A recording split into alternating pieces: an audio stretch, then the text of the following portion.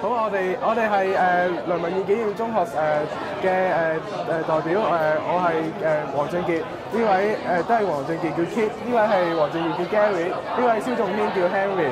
咁呢個就係我哋嘅參賽嘅作品，叫做踏出清新空氣啦。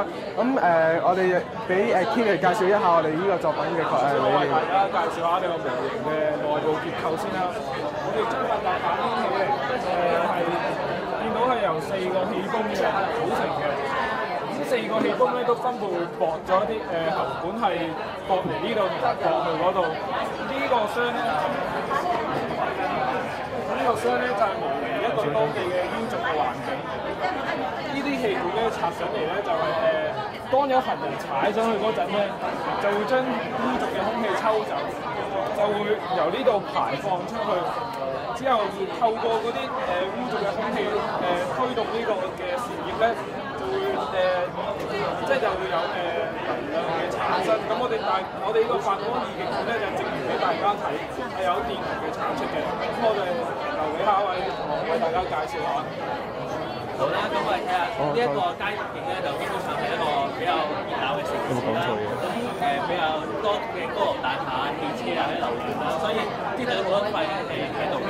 咁經過呢個嘅裝置咧，由街道上面抽走啲廢氣，經過呢個裝置之後，通往嗰邊嘅出氣口咧，就通往一啲比較人流比較少嘅地方啦。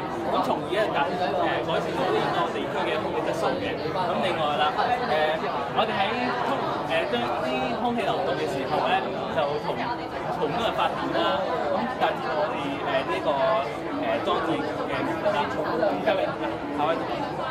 咁其實我哋呢個裝置咧，就只係我哋帶出一個意念，就我哋可以透過呢個踏板系統，簡單咁將啲污濁空氣由一個地方抽去另一個人少嘅地方，同時可以利用嗰個動能嚟產生一個電力啦。